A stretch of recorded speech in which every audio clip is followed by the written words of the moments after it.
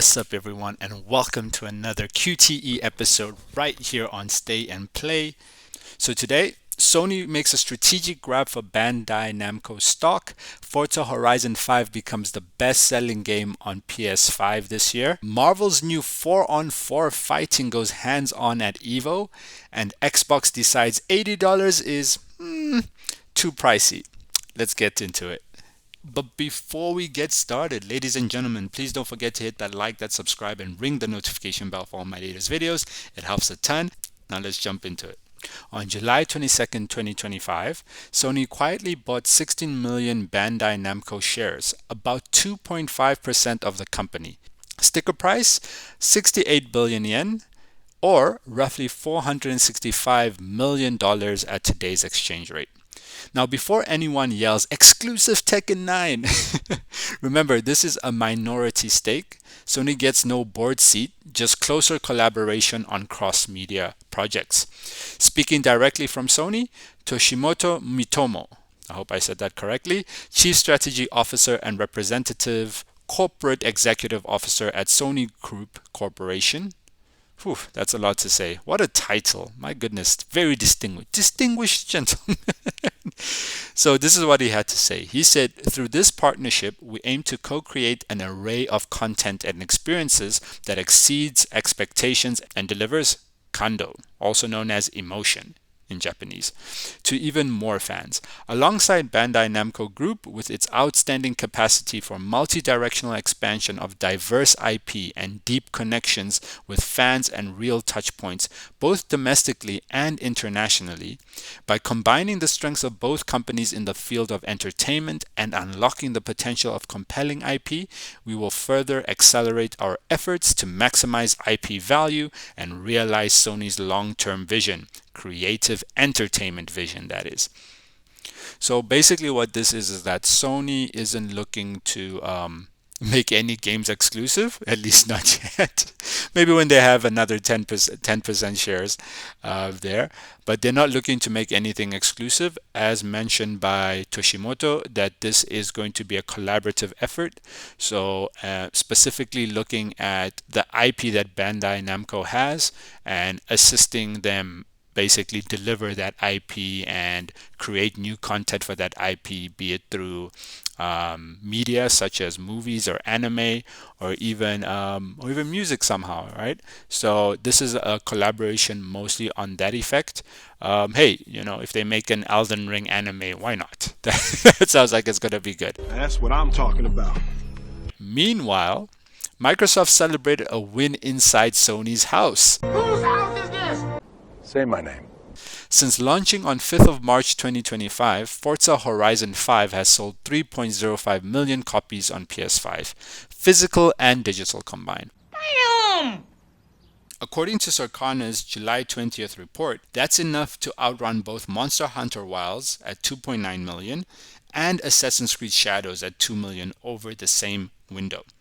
Reviewers are happy too. The PS5 build sits at a Metacritic of 91 after a DualSense trigger tuning patch. Bottom line, Microsoft's new select multi-platform policy can sometimes earn more than the extra Game Pass sub.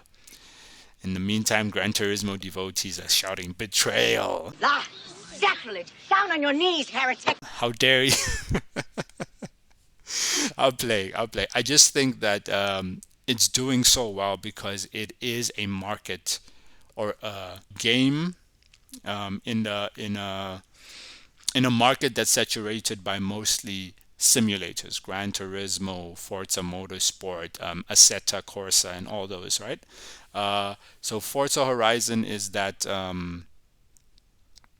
genre driving arcade sim, right? In an open world that Sony doesn't really have in their marketplace. So, and as you can see, like PlayStation fans have been itching for this. Will Sony make their own version, right? GT Horizon? I doubt. I don't think they need to go in that direction. They don't need to put money in making a competitor for this type of product, simply because they've already won. The fact that the product is selling on the PlayStation Store at I think it's $60 or $70. Like it's already making money for Sony. Because remember, on the market, on their marketplace, Sony takes 30% of whatever the cost price is. So best believe Sony's just as much as Microsoft is eating good, Sony is enjoying the benefits of having Microsoft on their platform. Pay up, bitch. So no need for a competitive product from Sony in that sense. All right, moving on to the next one, and that is in Las Vegas. So from the 1st to the 3rd of August, Arc System Works will host the first public build of Marvel Tōkon, Fighting Souls, at EVO. The demo runs on their new Refight engine, basically a refined Guilty Gear Strive tech stack, locked at 60 frames per second. Players can tag between 4 heroes per team. The show floor build features Captain America, Iron Man, Miss Marvel, Storm, Doctor Doom, and Star-Lord.